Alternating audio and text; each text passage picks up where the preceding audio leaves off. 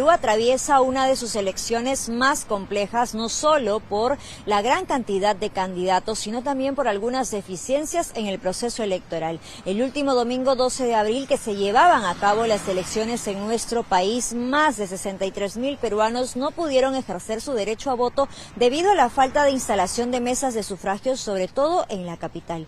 Esto ha conllevado a que la Oficina Nacional de Procesos Electorales extienda la votación para hoy, lunes 13 de abril, desde las 7 de la mañana hasta las 6 de la tarde, un hecho inédito en los últimos años de vida republicana. Por otro lado, también crece la expectativa al saber quiénes serán los dos candidatos presidenciales que pasarán a la segunda vuelta. Hasta el momento se vocean hasta 5 nombres, entre ellos tenemos a la candidata presidencial Keiko Fujimori, Rafael López Aliaga, Ricardo Belmont, Roberto Sánchez y también el candidato Jorge Nieto. El día de hoy se estima que tengamos los primeros resultados y esta primera expectativa de quiénes van a ser finalmente los candidatos y cuál va a ser el destino de nuestro país en esta segunda vuelta.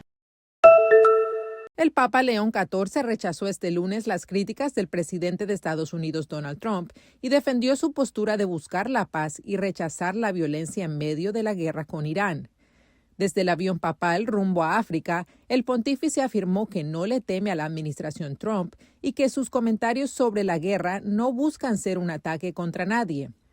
El Papa concluyó que no aborda la política exterior desde la misma perspectiva que el mandatario estadounidense, pero que sí cree en el Evangelio como constructor de paz.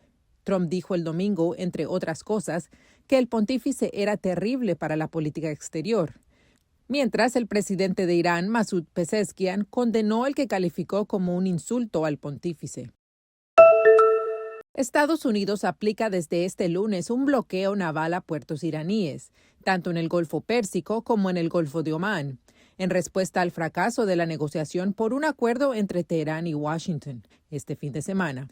El Comando Central de Estados Unidos ha declarado que el bloqueo se aplicará contra buques de todas las naciones que entren o salgan de puertos y zonas costeras iraníes. Por su lado, medios estatales iraníes informan que la Guardia Revolucionaria Islámica de Irán ha advertido que ningún puerto en el Golfo Pérsico estará a salvo si sus propios puertos son amenazados.